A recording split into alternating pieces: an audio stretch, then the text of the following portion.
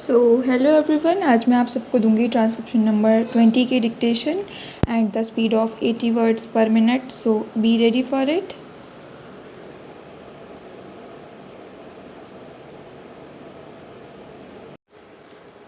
Start.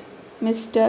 Deputy Chairman, Sir, I extend to this resolution my wholehearted support, though I wish he had extended its scope by incorporating within it two more services, but then I cannot deal with that subject now.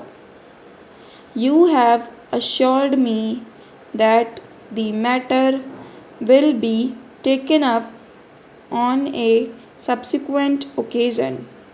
I do not know when that subsequent occasion is likely to occur.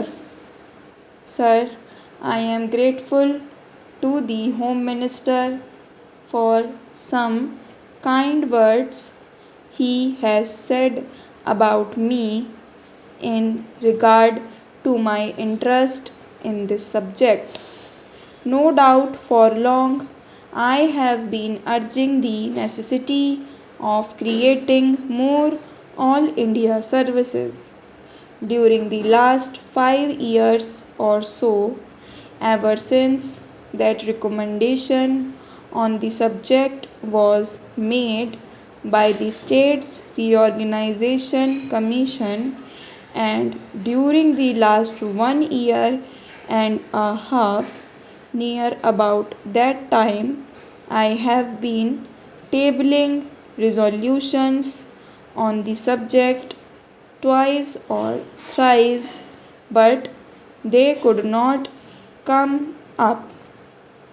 Of course, as they say, there are higher forces that govern the destiny of things, and so far as Parliament is concerned, it is the government and the undisputed sway of the chair that govern the density of resolutions. Obviously, it was so ordained that this resolution should come up only now, and that too as a government sponsored resolution. Even as it is, I welcome it most heartily and feel enthusiastic and even jubilant about it. Sir, I sincerely congratulate the Honorable the Home Minister for the tact, the firmness, the strength, and the determination which he has shown in overcoming all the delicacies and difficulties which I am sure were there in his way. The opposition and unwillingness of the states were there initially, I know, and I also know, sir, that about a year ago, when I tabled a question on this subject, the then Home Minister told us that the government would be only too glad to have more All India services, but then the handicap in their way was that the states were not agreeable to it. Subsequent to that, sir, about the middle of this year, I wrote to all the chief ministers requesting them to let me know their views on this subject, and I was a little unhappy to find that no chief minister replied to me saying that he was agreeable to it. One or two of them especially said that they were against it. So, all these difficulties were there in the way of the Home Minister.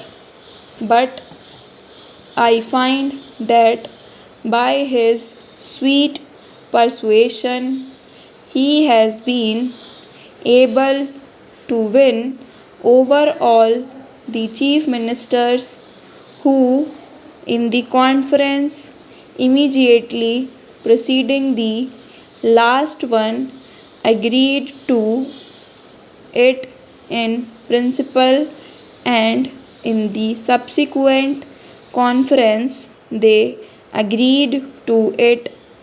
It appears obviously in toto, and hence we have before us this resolution supported by the chief ministers of all the states. Sir, for that I want to congratulate most sincerely and heartily the Honorable the Home Minister.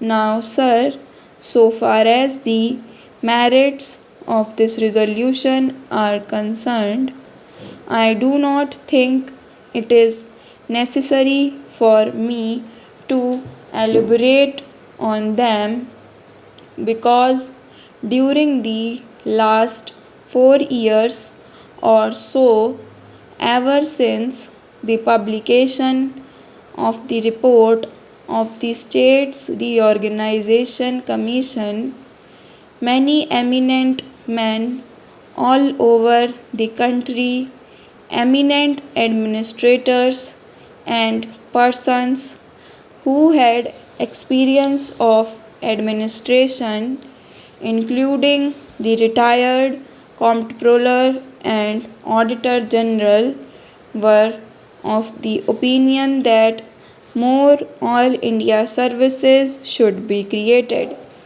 Our Honorable the Prime Minister, as also our Vice President, have on more than one occasion expressed themselves definitely in favor of having more All India services. Last year, sir, about the month of October, when addressing the Indian Police Service officers when they were going out after having had their training for a year, he expressly said that if national integration was to be maintained, it was necessary to have more All India services. That being so, I think there is not much need for us to emphasize the necessity and the utility for having more All India services. Sir, in the interest of efficiency and also in the interest of integrity, it is absolutely necessary that we should have these three All India services as also some others.